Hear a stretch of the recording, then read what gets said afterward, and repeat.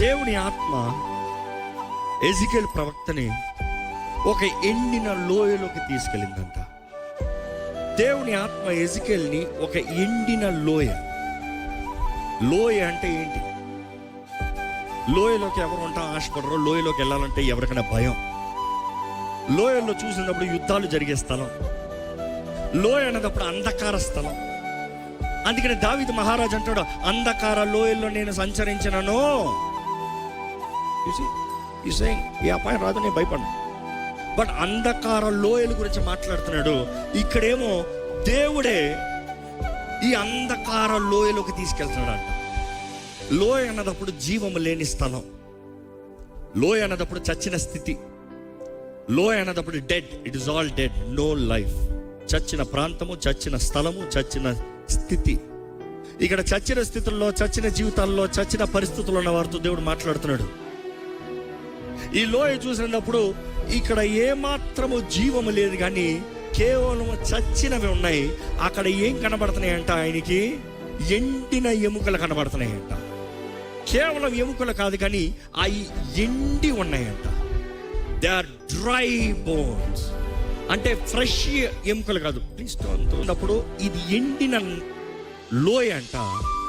అందులో ఏమి జీవము లేదు. జీవము లేని స్థలంలో ఎండిన ఎముకల మధ్య దేవుని ఆత్మ ఈ ఎజికేల్ ప్రవక్తని సంచరింపజేస్తుందంట. ఇక్కడ చూసినప్పుడు ఈయనకు ఒక ఏరియల్ వ్యూ కనబడినట్టు ఉంటుంది. ఈయన ఈ లోయల్లో తిరుగుతూ ఉన్నట్టు కనబడుతుంది. ఎక్కడ? ఆ దేవుని ఆత్మ ఆ లోయల మధ్యలో నుండి ఆయనని సంచరింపజేస్తూ ఉంటే ఆయన చూసి చెప్పిన మాట ఏంటంటే, ఇది కేవలము ఎండిన ఎముకలు. There is no life. కేవలము ఎండిన ఎముకలు. ఈరోజు ఒక మాట చెప్తున్నాను. ఎలాంటి ఎండిన జీవితం అవ్వచ్చు, ఎలాంటి ఎండిన పరిస్థితి అవ్వచ్చు, ఎలాంటి ఎండిన వ్యక్తులు అవ్వచ్చు, నేను ఈరోజు ప్రకటించదలిచింది దేవుడు నా హృదయం పెట్టింది. ఎటువంటి ఎండిన జీవితాలన్నా మరలా బ్రతికింపజేయగలిగిన దేవుణ్ణి నేను ప్రకటిస్తున్నాను. ఈరోజు దేవుడు మీ జీవితంలో కార్యము జరిగించును గాక. ఎంతమంది నమ్ముతున్నారండి? ఎంతమంది నమ్ముతున్నారండి? ఇక్కడ చూసినప్పుడు ఈ ఎండిన ఎముకలు, ఎంతో కాలంగా పడున్న ఈ శవాలు, నో హోప్, ఏ మాత్రము నిరీక్షణ లేదు, ఏ మాత్రం ఆధారం లేదు. ఇది బ్రతకగలవా? దేవుడు అడుగుతున్నాడు. అయ్యా, ఈ ఎండిన ఎముకలు బ్రతుకుతాయా? ఈరోజు దేవుడు మనల్ని అడుగుతున్నాడు, మిమ్మల్ని అడుగుతున్నాడు, నన్ను అడుగుతున్నాడు. ఈ ఎండిన బ్రతుకు బ్రతకగలదా? ఎండిన వివాహం బ్రతకగలదా? ఈ చచ్చి ఎండి నష్టం అయిపోయిన ఈ వివాహ జీవితము మరలా చిగురుస్తుందా? ఇదిగో పాడైన ఈ నీ బ్రతుకు, ఇదిగో పాడైన నీ ఆశలు, నీ వాంఛ, నీ జీవితం నష్టం అయిపోయిన నీ జీవితం, దేవుడు అంటాడు మరలా బ్రతుకుతుందా? అడుగుతున్నాడు మిమ్మల్ని. ఏంటి మీ జవాబే? దేవుడు అడుగుతున్నాడు బ్రతుకుతుందా అని. మీ ఆన్సర్ ఏంటి? మీ ఆన్సర్ ఏంటి? ఈరోజు చాలా మంది నో, ఇంకేది బ్రతకదు, ఇంకేది అవ్వదు, ఇంకేమైనా మారడు, ఇంకేమ మారదు, ఇంకేది జరగదు, ఇంకా ఈ కుటుంబం కట్టబడదు, ఇంకా నా జీవితంలో ఆధారం లేదు, ఇంకా నా జీవితంలో ముందుకు వెళ్ళలేను, నాకున్నాయన్నీ పోయాయి, నేను ఇంకా ఏమీ చేయలేను, నేను కేవలం చచ్చి ఎండిన రీతిగా పడుంటాం వ్యర్థంగా, అంతే. నాలో ఏ వ్యర్థమైందే అంతే ఉంటుంది, కానీ మంచి ఏమి లేదు. నేను చచ్చిన స్థితుల్లోనే, చచ్చిన వారి మధ్య, చచ్చిన శవాల మధ్య, చచ్చిన రీతిగా పడుంటాను. బ్రతుకుతావా? బ్రతకగలదా? దేవుడు అడుగుతా అంటే ఈరోజు చాలా మంది అస్సలు బ్రతకదు, ఇంకా అవ్వదు, ఇంకా కుదరదు. ఈరోజు మీ మాట ఏంటి? మీ మాట ఏంటి? దేవుడు అడిగే ప్రశ్నకి ఏంటి మీ మాట? ఆశ ఉందా? ఆశ ఉందా? కొంతమంది అంటారు ఈ మనిషి మారట్లేదండి. నువ్వు మార్చగలవా? ఆయన అంతటా ఆయన మారగలడా? నీ అంతటా నువ్వు మార్చగలుగుతా, ఆయన అంతటా ఆయన మార్చగలుగుతా. దేవుడు ఎందుకో? పరిశుద్ధాత్ముడు ఎందుకు? పరిశుద్ధాత్మ సహాయం ఎందుకు? పరిశుద్ధాత్మ ప్రేరేపణ ఎందుకు? You are saying I tried, I failed, I give up. నేను ప్రయత్నం చేశాను, నేను చేశాను, నా వల్ల అవ్వలేదు, ఇంకా నేను వదిలేసా, ఇంకా నాకు వద్దు. చూడండి, people are very quick to give up, not ready to fight. పోరాడటానికి సిద్ధంగా లేరు. వారి కుటుంబం కొరకు పోరాడటానికి సిద్ధంగా లేరు. వారి బిడ్డల కొరకు పోరాడటానికి సిద్ధంగా లేరు. వారి సేవ కొరకు పోరాడటానికి సిద్ధంగా లేరు. వారు కలిగింది ఏది సంపాదించుకుంటానికి, తిరిగి సంపాదించుకోవడానికి సిద్ధంగా లేరు. అవసరమైతే ప్రార్థన చేస్తారు, దేవా నీ వలన ఏమైనా అవుతే చేసుకో, నీ వల్ల ఏమైనా కుదిరితే చేసుకో. దేవుడు నీకు చేస్తానంటాడు. నీ విశ్వాసం లేకుండా దేవుడు ఏం చేయలేడు. దేవుడు నీకు చేయాలంటే నమ్మువానికి సమస్తం సాధ్యం. నమ్మకం నీకుంటే నీ ద్వారానే దేవుడు చేపిస్తాడు.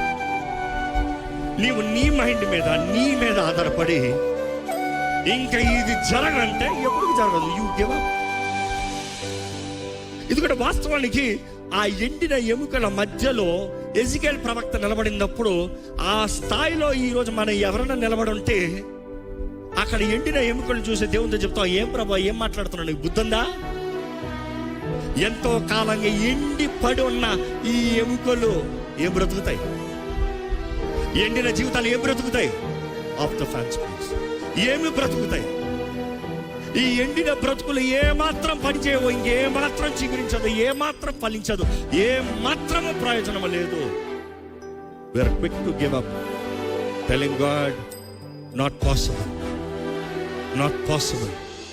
ఈరోజు చాలా మంది దేవుడు ఏదో కార్యం జరిగిస్తలేదు అనుకుంటారు. దేవుడు అంటాడు, నువ్వు నిలబడతలేదు, నువ్వు విశ్వాసాన్ని కనబరుస్తలేదు, నువ్వు పలుకుతలేదు, నువ్వు నా పక్షాన నిలబడతలేదు. దేవుడు అంటున్నాడు, బండ సందులో నిలబడగలిగిన వాడు ఒక్కడన్నా కలడా? ఒక్కడన్నా కలడా? It is hard. నువ్వే ఒక్కడున్నప్పుడు నువ్వు అంటున్నావా నా వల్ల అవదు, ఐ కాంట్ డూ. నువ్వే ఒక్కడున్నప్పుడు నేను చేయలేను, నా వల్ల అవదు.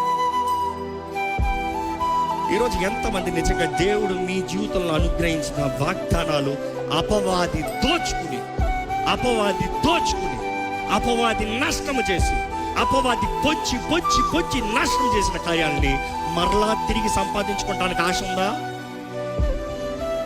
దేవుడిచ్చిన కుటుంబమే, దేవుడిచ్చిన వరం, దేవుడిచ్చిన జీవితమే, నో డౌట్. కానీ నువ్వు పోరాడకపోతే ఉండదు, నువ్వు కోరకపోతే ఉండదు, నీకు ఆశ లేకపోతే ఉండదు.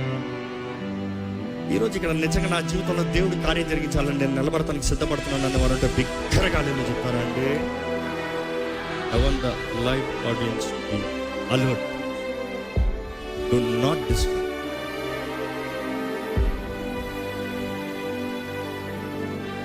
కొంచెం ఎక్కడికెక్కడ వారు ఎక్కడంతా అక్కడ కూర్చొని చెప్పాను, దయచేసి తిరుగుతూ ఉంటుంది. దేవుడి ఆత్మకి ఆటంకంగా పనిచేయదు.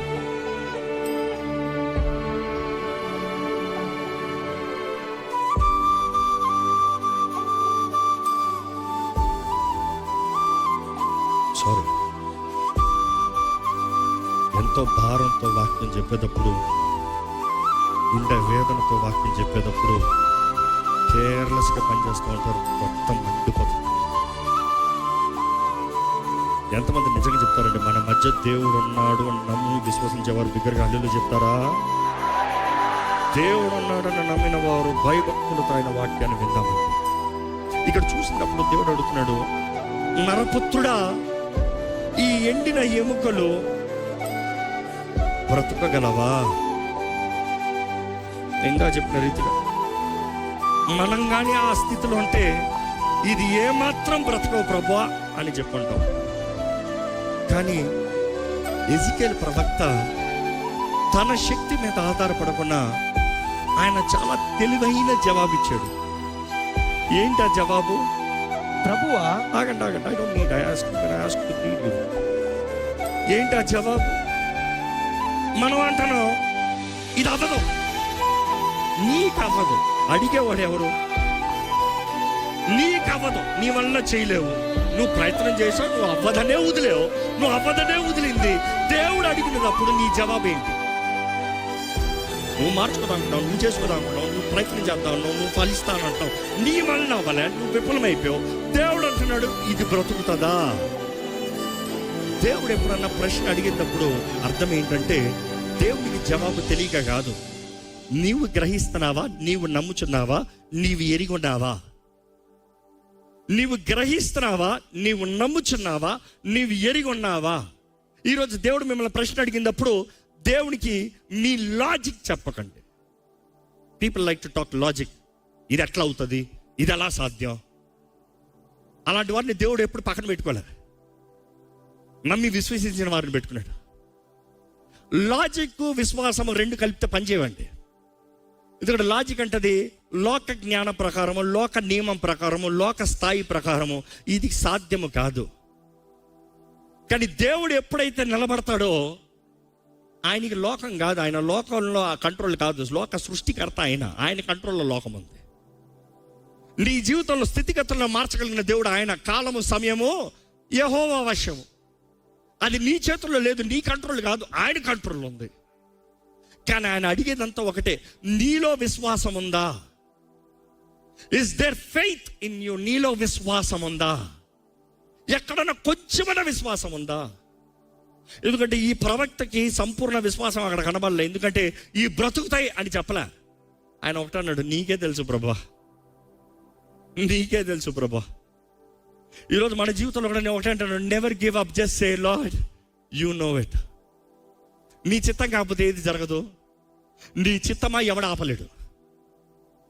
దేవుని చిత్తము నీ జీవితంలో జరగకుండా ఆపగలిగిన శక్తి ఏది లేదు. దేవుని చిత్తం నీ జీవితంలో జరగట్లేదంటే అది నీ అవిశ్వాసమే. You are the only person who can stop the will of God in your life. Nobody else, no devil can stop. It is your unbelief. మాట ఇచ్చిన దేవుడు నమ్మదగిన దేవుడు అని ప్రారంభం నుండి చెప్తూనే ఉన్నాము. మనం కూడా హల్లెలూయా చెప్తూనే ఉన్నాము. ఈరోజు మిమ్మల్ని గ్రహించమని వేడుకుంటున్నాను. మీ స్థితి ఏంటి? మీ స్థితి ఏంటి? ఏంటి మీ స్థితి ఏంటి? ఏంటి ఇంక ఇది అవ్వదు, ఇది కుదరదు, ఇది చచ్చినది, ఇది ఎంతో కాలం అయిపోయింది, ఐ హ్యావ్ లెఫ్ట్ ఇట్ అన్నది ఏంటి? అది దేవుడు అడుగుతున్నాడు ఈరోజు నిన్ను చూసి. ఇది మరలా తిరిగి బ్రతకగలదా? ఏంటి మీ జవాబు ఏంటి? ఆయన అంటున్నాడు, నీకే తెలుసు ప్రభా, నీకే తెలుసు ప్రభా. నాకు తెలియదయ్యా, నీ చిత్తాలు నాకు తెలియదు, నీ అన్ని గొప్ప విషయాలు. నువ్వు ఏం చెప్తావో అది చెప్తాను, నువ్వు ఏం చేస్తావో అది చేస్తాను, నువ్వు ఏం చేయమంటావో అది చేస్తాను. నీ చేతుల్లో ఉన్నా. సమ్టైమ్స్ దేవుడు మనం లోయలో తీసుకెళ్తాడు. ఎందుకంటే నీ పాఠాలు మనకి లోయల్లోనే నేర్పించాలి. లోయలోకి వెళ్ళినప్పుడు దేవుడు నేను సనక్కండి, లోయలోకి వెళ్ళినా దేవుని స్తుతించండి. యోబు భక్తుడు లోయలోకి వెళ్ళాడు. ఎప్పుడు లోయలోకి వెళ్ళాడండి? లోయ అంటే చచ్చిన స్థితి, ప్రాంతం, ఉన్నవన్నీ పోగొట్టిన సమయము. తన బిడ్డలు కోల్పోయాడు, కలిగిన ఆస్తంతా కోల్పోయాడు, అన్నీ కోల్పోయాడు. ఏం చేశాడు? బూడిద తెచ్చుకున్నాడు, పైవట వస్త్రాన్ని చింపుకున్నాడు, దేవుని సన్నిధిలోకి వెళ్ళి పుష్కరం చేశాడంట. సాష్టాంగ నమస్కారం చేసి సాగిలపడి దేవుణ్ణి ఆరాధించాడంట. కంప్లైంట్ చేయలే. నాకెందుకు ఇది జరిగింది అని దేవుని ప్రశ్నించలే. దేవుడు అయితే నాకు ఎందుకు ఇది జరిగింది, నా జీవితంలో ఎందుకు ఇది చేసావు, ఈ క్వశ్చన్లు కాదు. దేవా ఏదేమైనా నిన్ను ఆరాధిస్తా. ఇందాక నా స్థితి అదే. ఎందుకంటే నా స్థితి ఎదిగిన వారు వీడికేంటి పిచ్చి పట్టింది, స్టేజ్ మీద డాన్సులు వేసుకుంటున్నాడు. అక్కడ నా ఎమోషన్ కాదు. ఏదేమైనా ఆయన ఉన్నాడు, నా రాజు ఉన్నాడు. ఏదేమైనా నా పరమ తండ్రి ఉన్నాడు, నన్ను పిలుచుకున్న దేవుడు ఉన్నాడు. చేయి విడిచిపెట్టడు. విశ్వాసం. ఈరోజు మిమ్మల్ని అడుగుతున్నానండి, no matter what can you go worship. ఇక్కడ చూసినప్పుడు ఈ బ్రతకగలవా అన్నదప్పుడు ఆయన నీకే తెలుసు అంటే ప్రభు అంటున్నాడు, ఎలుగెత్తి ప్రవచించు. ఊరకే కాదు, అయిపో, జరిగిపో, జీవాత్మ వచ్చేయి, అట్లా కాదు. ఎలుగెత్తాలంట. ఎలుగెత్తి ఏమైనా ప్రవచించమన్నాడు. ఇప్పుడు చదవండి. ప్రవచనం ఎత్తి ఎండిపోయిన ఈ ఎముకలతో ఇట్లనుము, ఎండిపోయిన ఈ ఎముకలతో ఇట్లనుము, ఎండిపోయిన ఎముకలారా, ఎండిపోయిన ఎముకల్లారా, యెహోవా మాట ఆలకించుడి, యెహోవా మాట ఆలకించండి. ఎండిపోయిన ఎముకల్లారా నా మాట ఆలకించండి కాదు, నేను చెప్తున్నాను కాదు. ఈరోజు మనంతా నేను చెప్తాను నువ్వు చెప్పి ఏం అవ్వదు. నువ్వేంటి చెప్పేది? నువ్వెవరివి? దేవుని మాట నువ్వు ప్రవచిస్తాను. ప్రవచించు అన్న మాట చూసినప్పుడు professor is always loud, not లోపల కాదు, బయట. దేవుడు ప్రవచించమన్నప్పుడు ప్రవచించాలి. మన శబ్దం చాలా ముఖ్యమండి. ఎందుకంటే మీరు గమనిస్తే ఇప్పటికే ఈ 4 రోజుల్లో పాడు, చెప్పు, మీతో పాడిస్తున్నాం, హల్లెలూయా చెప్పిస్తున్నాం. ఎందుకు? Modest in the presence of God. God is not interested in modest in the presence of God. God wants to be child like faith, చిన్న పిల్లల వంటి విశ్వాసం. ఆయన సన్నిధిలోకి వచ్చినప్పుడు భయభక్తులతో రావాలి, సత్యమే, కానీ వేషధారంతో కాదు. ఈరోజు మోడెస్టీ అంటే వేషధారంతో ఇట్లా కప్పుని నిలబడుతున్నారు. దేవుని సన్నిధిలోకి వచ్చినప్పుడు నువ్వు నోరు తెరగకపోతే ఏది జరగదు. అసలు సృష్టి మొత్తం చూస్తే శబ్దము, వెలుగు కలుగునుగాక అని శబ్దం వచ్చుండకపోతే పరిశుద్ధాత్ముడు అప్పటికే జలముల పైన అల్లాడుతూ ఉన్నాడు, సంచరిస్తూ ఉన్నాడు. వెలుగు కలుగునుగాక అని శబ్దం వచ్చుండకపోతే ఏం జరగదు. ఇంకో మాటలో చెప్పాలంటే దేవుని ఆత్మ మన మధ్య సంచరిస్తూ ఉండొచ్చు. ఎందుకంటే అక్కడ ఎజికేల్ని తీసుకెళ్ళింది ఎవరు? దేవుని ఆత్మే. దేవుని ఆత్మ తీసుకెళ్ళింది. కానీ దేవుడు అంటున్నాడు, ఎజికేలు ప్రవచించు, ప్రొఫెసై, స్పీక్, పలుకు, చెప్పు. విశ్వాసులకి 2 రకాల శబ్దాలు ఉండాలి. ఒక రకమైన శబ్దం ఏంటంటే ప్రార్థనా శబ్దం. ఏంటి అది? గట్టిగా చెప్పండి. ప్రార్థనా శబ్దం. రెండో రకం ఏంటంటే you handle, let them not handle. రెండో రకం ఏంటంటే స్తుతి శబ్దం. ఏంటి రెండోది? ఏంటి? స్తుతి. ఈ 2 శబ్దాలు టూ పవర్ఫుల్. ఈ సృష్టి మొత్తంలో ఎంతో శక్తి కలిగింది ఈ 2 శబ్దాలు. ఒక విశ్వాసి, ఒక వ్యక్తి నిలిచిన స్థలం నుండి నోరు తెరిచి ప్రార్థన చేయగలిగితే తన రిలీజ్ చేసే సౌండ్, ఆ సౌండ్ మనసులో కాదు, సౌండ్. పరిశుద్ధాత్మ కూడా ఆత్మలో ప్రార్థన చేసేటప్పుడు ఉచ్చరింప సఖ్యము కానీ మూలుగులు అంటే ఆ మూలుగులు అంటానికి మూలుగు అని కాదు. There is a decibel that you can't even utter. అంటే ఇంకో మాటలు చెప్పాలి, దాన్ని వివరించలేవు. నువ్వు ఏ భాషలోకి అది పెట్టలేవు. అది ఆత్మ తానే నీలో నుండి ఇక్కడ ఆత్మలో ప్రార్థన చేయగలిగిన వారు ఉంటే చేతులు అయితే బిగ్గరగా హల్లెలూయా చెప్తారా? ఈరోజు సంఘానికి ఆత్మలో ప్రార్థన చేస్తాను రావట్లే.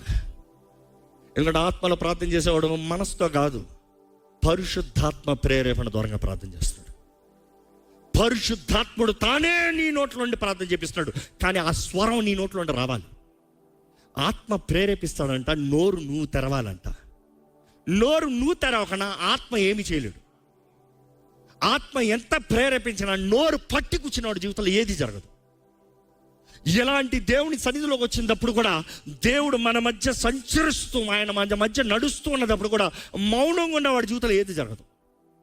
నీ చుట్టూ ఉన్న వాళ్ళందరూ ఆశీర్వదించబడి వెళ్తారేమో, but you will go dry, ఎండిన ఎముకలాగా వెళ్తావు. ఈ మాట మీరు జాగ్రత్తగా వింటే దేవుడు అంటున్నాడు, ప్రవచించు. మొదటిది ప్రార్థన. ప్రార్థన శబ్దం అనేది చాలా ముఖ్యం. సంఘము ప్రార్థన చేసినప్పుడు గొప్ప కార్యాలు జరుగుతాయంట. సంఘము ప్రార్థన చేసినప్పుడు సోర కార్యాలు జరుగుతాయంట. సంఘము ప్రార్థన చేసినప్పుడు చెరసాల్లో పేతురు పడుకుని ఉన్నాడు. పేతురు ప్రార్థన చేస్తా లేడు, చెరసాల్లో పడుకుని ఉన్నాడు. సంఘము ప్రార్థన చేస్తామంటే దూత వెళ్ళింది, పేతురుని బయటికి విడిపించుకుని వచ్చింది. ఈరోజు సంఘము ప్రార్థన చేయట్లా. ఏం కావాలంటే చేస్తాం స్ట్రైక్లు. నీకున్న శక్తి ఏంటో నీకు తెలుసుకుంటలే. రాత్రికి రాజులు మారిపోతారు ప్రార్థనకి. నమ్మేవారు హల్లెలూయా బిగ్గరగా చెప్తామా? నీకు విరోధంగా రూపించబడిన ఏ ఆయుధము వర్ధలదు. నమ్మేవారు బిగ్గరగా హల్లెలూయా చెప్తామా? దేవుడు అంటాడు, సంగమా ప్రార్థన చేయి. ఇక్కడ ఎంతమంది నిజంగా ప్రార్థన? నేను మిమ్మల్ని అడగదలుచుకోలే, చేతులు ఎత్తుతో బాధపడతారు చాలా మంది. నిజంగా నీవు ప్రార్థనలో చెయ్యి, దేవుని వైపు ఎత్తి, దేవా నా జీవితంలో ఈ కార్యము జరిగించు, ఇదిగో ఈ స్థితిని మార్చు. ప్రార్థన ఎంతో ఘనమైంది. రెండోది ఏంటంటే శబ్దము, స్తుతి. యెహోషాపాతు చూస్తాం, భయం వేసిందంట, ఏం జరుగుతుందో తెలియదంట. రాజులందరూ కలిసి వచ్చారంట, అందరు కలిసి దాడి చేస్తానికి వచ్చారంట. ఈయన మాత్రం ఏం చేశాడంట, పాటగాళ్ళని వాయిద్యగాళ్ళని అందరిని సిద్ధపరచుకుని వెళ్ళి సైన్యానికి వచ్చారు, శత్రువు నిలబడి ఉన్నాడు, వీళ్ళేమో వాయిద్యగాళ్ళని పాటగాళ్ళని వీళ్ళందరిని పెట్టుకున్నాడంట. వీళ్ళందరూ పాట పాడుతున్నారంట, స్తుతిస్తున్నారంట, దేవుణ్ణి స్తుతిస్తున్నారంట. దేవుని స్తుతిస్తూ అంట ఏం జరిగింది, శత్రు తారుమారయ్యాడు. దేవుని స్తుతిస్తూ అంటే అన్ని రాజులు కలిసి వచ్చిన వారు ఒకరినొకరు చంపుకుంటే స్టార్ట్ చేశాడంట. వీడు నిన్ను చంపుతానికి వచ్చాడు, వీడు నిన్ను చంపుతానికి వచ్చాడు, నీవు దేవుని స్తుతిస్తే చాలు, దేవుడు వారి మీద ఉరిమేడు అనుకో, తారుమారు అవుతారు. ఎప్పుడైనా చూడండి, బైబిల్ మనం చూస్తాము, సమూయేలు బలిపీఠం కట్టి దేవునికి బలి ఇచ్చినప్పుడు ఫిలిస్తీన్లు అందరూ కలిసి వచ్చారు, ఈరోజు ఒకేసారి దొరికారు, ఈరోజు చేసేద్దాం అనుకున్నాడు. కానీ వారు అక్కడ దేవుని స్తుతించి ఆరాధిస్తూ ఉంటే, బలి పైకి వెళ్తూ ఉంటే, ఆ ధూపమ్మ పైకి వెళ్తూ ఉంటే శత్రు దగ్గరకు వచ్చాడంట, దేవుడు ఉరివి వారిని తారుమారు చేశాడంట. ఈరోజు నువ్వు స్తుతిస్తే నీ స్థితి మారుతుంది. చాలా మంది దేవుణ్ణి స్తుతించి అంటే అదంతా ఎంటర్టైన్మెంట్ టైం అండి, అదా నా మీ సంగతి ఏంటో నాకు తెలియదు, కానీ నేను మాత్రం దేవుడిని చక్కగా స్తుతించుకున్నా. రేపు నా చేతుల్లో లేదు, ఇప్పుడు నా చేతుల్లో ఉంది. నా చేతుల్లో ఉన్నప్పుడు నేను చేయగలిగింది నేను చేస్తాను. నేను చేయాల్సిందంటే ఏంటి, దేవుడి సన్నిధిలో ప్రార్థన చేయాలి, దేవుడి సన్నిధిలో దేవుని స్తుతించాలి. ఈ రెండు చేస్తే దేవుడు నా ముందుకు వెళ్ళే దేవుడు. నమ్మేవారు ఉంటే హల్లెలూయా చెప్తామా? ఇక్కడ మనం గమనిస్తేనండి, ఈ స్థితి చూసినప్పుడు ఈయన అంటున్నాడు, ఎలుగెత్తి ప్రవచించు, ఈ ఎండిన ఎముకల్లోకి జీవం వచ్చినట్లుగా ప్రవచించు. ఎజికేల్ ప్రవక్త చూసినప్పుడు మనం నేర్చుకోవాల్సింది చాలా ఉంది. కొన్నిసార్లు జీవితంలో అన్నీ అర్థం కావు, కొన్నిసార్లు జీవితంలో అన్నీ మనకు ఎక్కవు, అన్ని మాటలు మనకు ఎక్కవు, అన్ని దేవుడు చెప్పేవని మనకు అర్థం కాదు. ఇందుకు ఈ పరిస్థితి, ఇందుకు ఈ లోపలికి తెచ్చావు, ఇందుకు ఇక్కడ నిలబెట్టావు, ఇందుకు ఈ చచ్చిన ఎండిన ఎముకల మధ్య నన్ను నిలబెట్టి ప్రవచించంటున్నావు. కొన్నిసార్లు చేయాలంతే. బైబిల్లో రాయబడి ఉంటుంది, శోధన సహించేవాడు ధన్యుడు.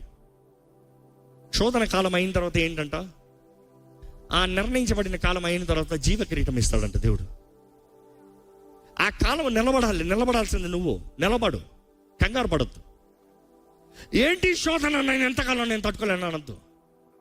నిలబెట్టింది దేవుడు, తీసుకొచ్చింది దేవుడు. ఏదో చేస్తున్నాడు దేవుడు నీ జీవితంలో, నేర్చుకో. దేవుడు ఏదో చేస్తున్నాడంటే ఎప్పుడు దిగులు పడద్దు. ఆయన ఏం చేసినా ఘనమైనయే చేస్తాడు. నమ్మేవారంటే బిగ్గరగా హల్లెలూయా చెప్తారా? ఆయన ఏది చేసినా ఘనమైనవే చేస్తాడు, ఆయన అల్పమైనవి ఏది చేయడు. ఇంకో మాటలు చెప్పాలంటే నేను ఎప్పుడు నమ్ముతాను, దేవునికి ఏది అల్పమైనది రాదు. దేవుడు అల్పమైన దేవుడు కాదు, అల్పమైనవి రావు, అల్పమైనవి చేయుడు. ఆయన ఏది చేసినా ఘనంగా చేస్తాడు. కాబట్టి ఆయన ప్రజలమైన మనము ఆయన ఆరాధించేటప్పుడు పూర్ణ హృదయంతో, పూర్ణ మనస్సుతో ఘనంగా ఆరాధిస్తూ, ప్రభువా నీవు నిర్ణయించిన కార్యము నా జీవితంలో జరిగించాయా అని మనస్ఫూర్తిగా ఆయన చేతుల్లో సమర్పించుకోవాలి. ఇక్కడ ఉన్నవారు ఎంతమంది నిజంగా చెప్పగలుగుతారంటే, నా జీవితంలో దేవుడు కాకపోతే నాకు సహాయం లేదు, దేవుడు కాకపోతే నాకు దిక్కు లేదు అనేవారు ఉంటే చేతులు ఎత్తి బిగ్గరగా హల్లెలూయా చెప్తారా? ఇక్కడ చెప్పబడుతుంది ఏంటంటే, ఈ ఎండిన ఎముకలో జీవించినట్లుగా ఆయనకి చెప్పబడిన రీతికి ఆయన ప్రవచించాడంట. ప్రవచించిన వెంటనే ఏమైందంట, చదవండి. మీరు బ్రతుకున్నట్లు నేను మీలో జీవాత్మను రప్పించుచున్నాను, చర్మము కప్పి మీకు నరములనిచ్చి మీ మీద మాంసమును పొదిగి చర్మము మీద కప్పెదను, మీలో జీవాత్మ ఉంచగా మీరు బ్రతుకుదురు. కంటిన్యూ. అప్పుడు నేను యెహోవానై ఉన్నానని మీరు తెలుసుకొందురు. ఆయన నాకు ఇచ్చిన ఆజ్ఞ ప్రకారము నేను ప్రవచించుచూ ఉండగానే గడగడమనే ధ్వని ఒకటి పుట్టెను.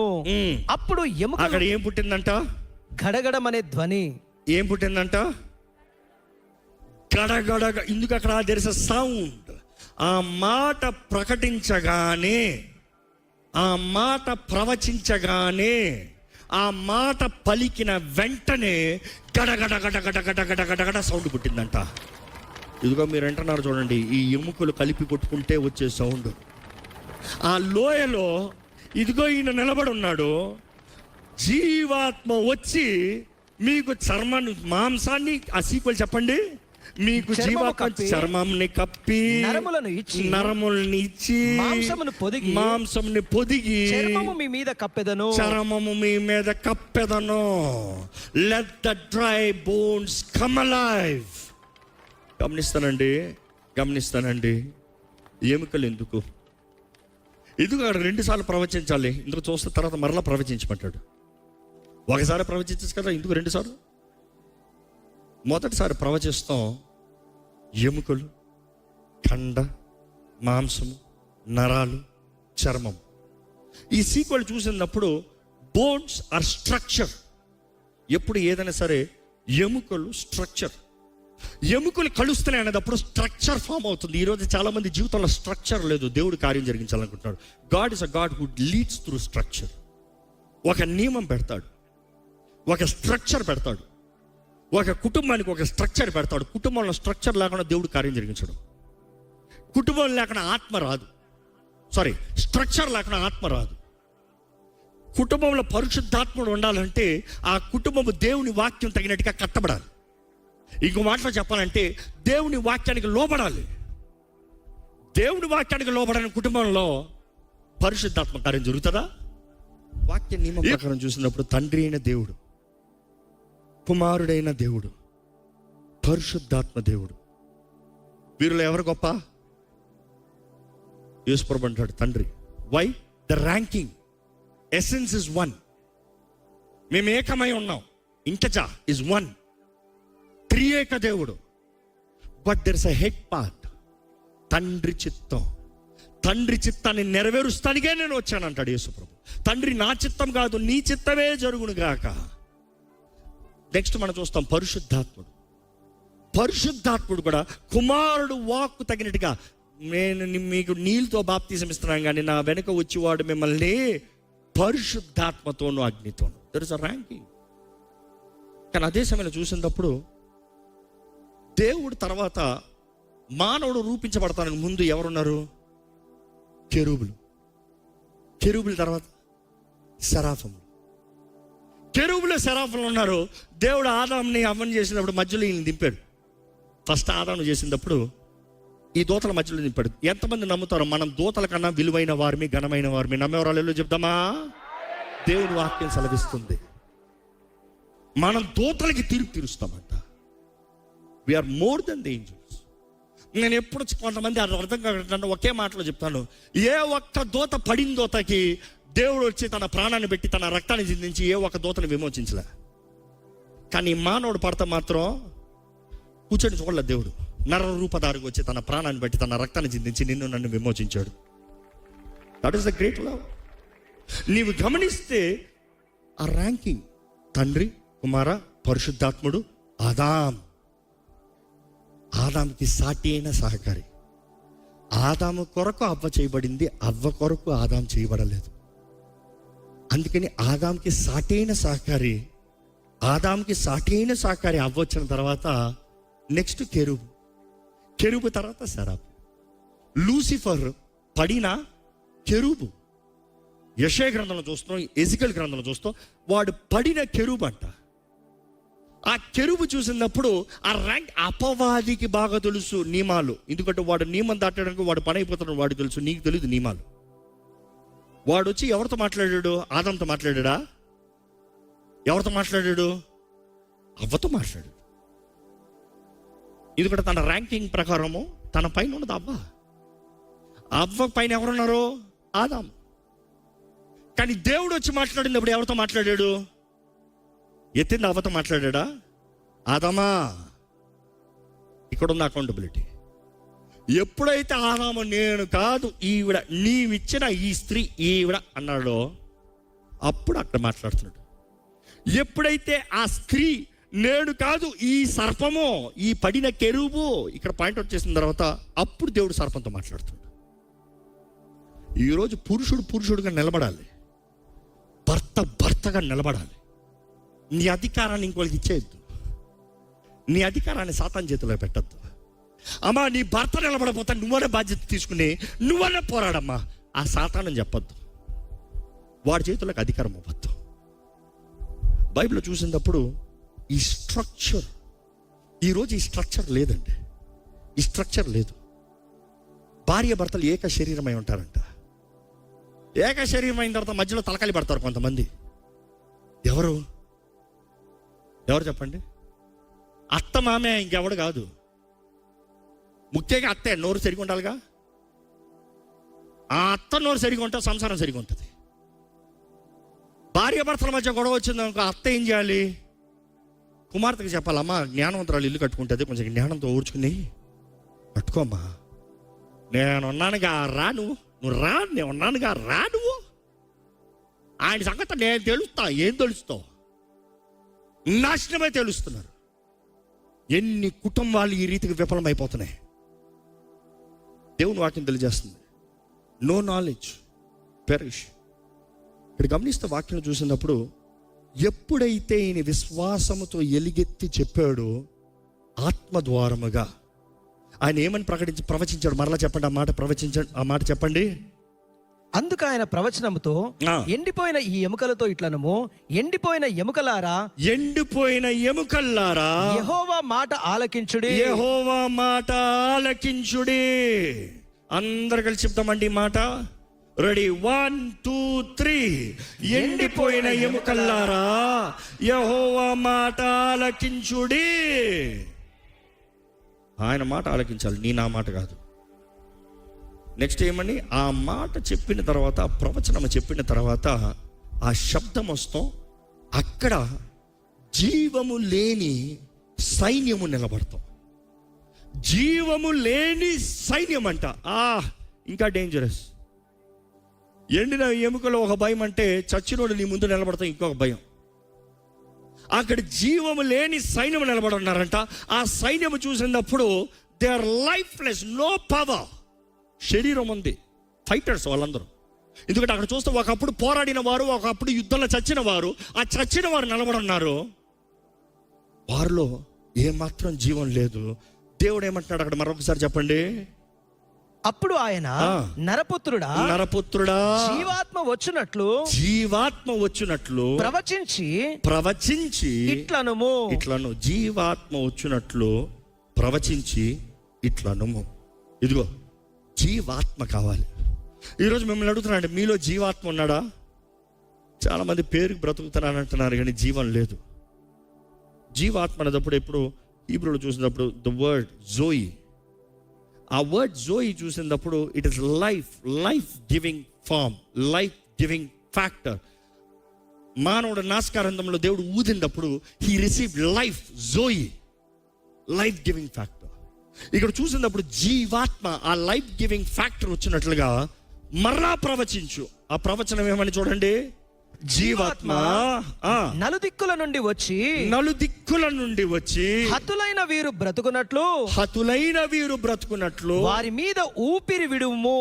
హతులైన వీరు బ్రతుకున్నట్లు వారి మీద ఊపిరి ఊదు. ఈయన మాట పలికిన వెంటనే గొప్ప గాలి అంట, గొప్ప శబ్దం అంట. You see sound is linked. అడుగు చూడండి, లోయలో నిలబడి ఉన్న వ్యక్తికి ఎలాగుంటుంది. ఈయన అంటున్నాడు, ఎప్పుడైతే ఆ మాట ప్రవచించాడో, ఆయన ఎప్పుడైతే ప్రవచించాడో అక్కడ ఒక గొప్ప మహా సైన్యము వారి కాళ్ళ మీద నిలబడ్డాడంట.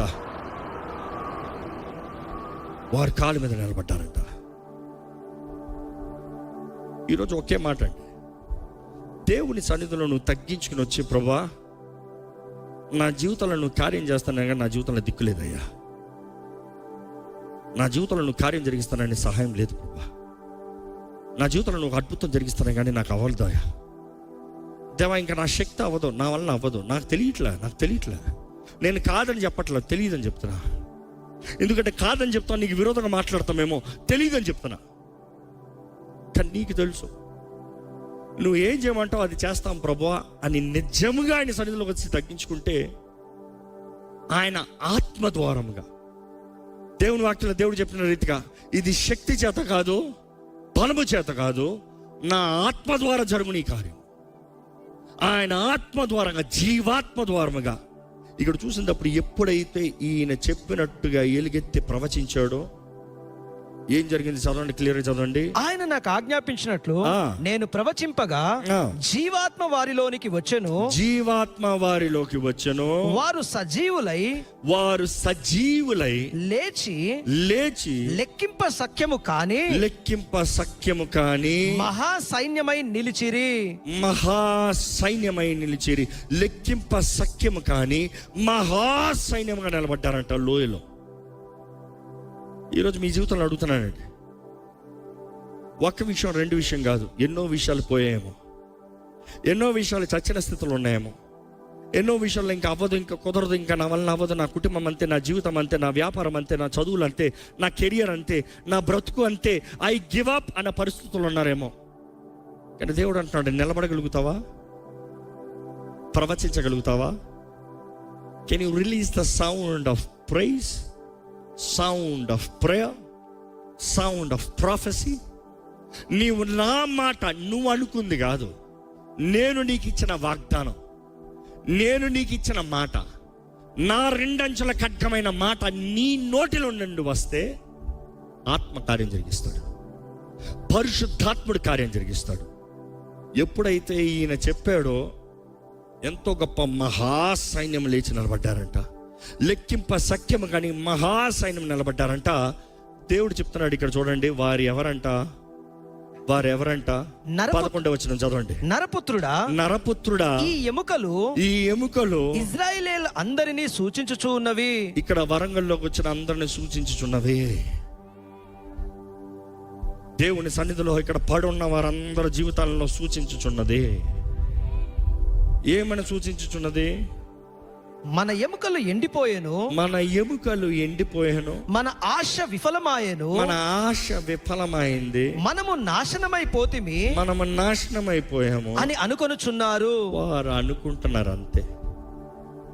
నా ఆశలన్నీ పోయే, నా జీవితం అంతా పోయింది, నేను చేయగలిగినంత పోయింది, ఇంకా నేను బ్రతికి చేయగలిగింది ఏం లేదు, నేను సాధించగలిగింది ఏం లేదు, నా జీవితంలో ఇంకేమీ లేదు, అంతా పోయింది అని ఆశలన్నీ పోగొట్టుకుని నిరుత్సాహంలో ఉన్నారంట. నెక్స్ట్, కాబట్టి ప్రవచనం ఎత్తి వారితో ఇట్లనము ఏమని? ప్రభువుకు యెహోవా సెలవిచ్చినది ఏమనగా, నా ప్రజలారా మీరున్న సమాధులను నేను తెరచెదను. నా ప్రజలారా మీరున్న సమాధులను నేను తెరచెదను. నా ప్రజలారా మీరు చచ్చి ఉన్న సమాధులు, మీరు ఇరుక్కుని ఉన్న పరిస్థితులు, మీకు చేతకాని పరిస్థితులు, మీరు అయిపోయింది అనుకున్న పరిస్థితులు, నా జీవితం అయిపోయింది, నా కుటుంబం అయిపోయింది, నా ఉద్యోగం అయిపోయింది, నా వ్యాపారం అయిపోయింది, నాకు కలిగినంత పోయింది, ఇంకా నేను చచ్చిపోతానన్న పరిస్థితులు ఉన్నావేమో. దేవుడు అంటున్నాడు, నేను ఉజ్జీవింపజేస్తా. I will do it. ఎక్కడ ఒకసారి చేయి పైకి చెప్పండి, దేవా నువ్వే చేయాలి, నా వలన అవ్వదయ్యా, నా శక్తి చాలదయ్యా, నేను చేయగలిగినంత ఒకటే, నువ్వు చెప్పింది నేను ప్రవచిస్తా, నువ్వు చెప్పింది నేను పలుకుతా, నువ్వు ఏమంటావు అది చేస్తాను అంతే, నువ్వేం చెప్తావు అదే. ఇక్కడ చూస్తే కంటిన్యూ ప్లీజ్. మీరున్న సమాధులను నేను తెరచెదను, సమాధులలో నుండి మిమ్మల్ని బయటికి రప్పించి ఇశ్రాయేలు దేశములకు తోడుకొని వచ్చేదను. ఇశ్రాయేలు దేశంలోకి మిమ్మల్ని తోడుకొని వస్తా అంటే ఏంటి? మీరు ఎండిన స్థితుల్లో, ఎండిన నేలలో, ఎండిన పరిస్థితుల్లో, ఎండిన జీవితంలో ఉన్నారు, చచ్చిపోయిన స్థితిలో ఉన్నారు. కానీ నేను మాట ప్రవచింపజేసి మిమ్మల్ని మరలా జీవింపజేసి మీకు ఒక స్ట్రక్చర్ ఇచ్చి, విలువనిచ్చి, మాంసము కండనిచ్చి, బలాన్నిచ్చి, ఓర్పునిచ్చి, శక్తినిచ్చి, సామర్థ్యతనిచ్చి, నా ఆత్మను మీలో పెట్టి మిమ్మల్ని జీవాన్నిచ్చి, మీకు జీవాన్నిచ్చి, మీరు ఏదైతే కుదరలేదు అవ్వలేదు అని అనుకుని అన్నీ వదిలేసుకున్నారో, God is saying let's do a restart. Come on, పోయినసారి నీ అంతటా నువ్వు చేసావు, ఈసారి నాతో చేద్దాం దా. పోయినసారి నీ అంతటా నువ్వు పోరాడావు, ఈసారి నాతో. ఎంతమంది రెడీ? యేసయ్యతో పోరాడతాం అంటే యేసయ్య సహాయంతో పోరాడటానికి ఎంతమంది రెడీ? బిగ్గరగాలిలో చెప్పండి. ఇక్కడ దేవుడు అంటున్నాడు, నేనున్నాను, మిమ్మల్ని మరలా ఆ లోయలో నుండి నేను బయటికి తీసుకొస్తా. ఎక్కడ ఆ లోయలో నుండి బయటికి? వాగ్దాన భూమిలోకి తీసుకొస్తా, పాలు తేనె ప్రవహించే స్థలంలోకి తీసుకొస్తా. నీ జీవితంలో ఏదైతే నేను చేస్తానన్నా నువ్వు అవ్వలేదు, అయిపోయింది, చచ్చిపోయింది, ఎండిపోయింది, ఇంకా కుదరదన్న పరిస్థితులు ఉన్నావేమో. Come I will bring you back. నేను చేస్తాను దా, నేను తీసుకొస్తాను దా. ఈరోజు అడగాలి మీరు, దేవా నువ్వు తీసుకురాయ్యా నా బ్రతుకు, నువ్వు నా చేయి పట్టుకుని నడిపించయ్యా.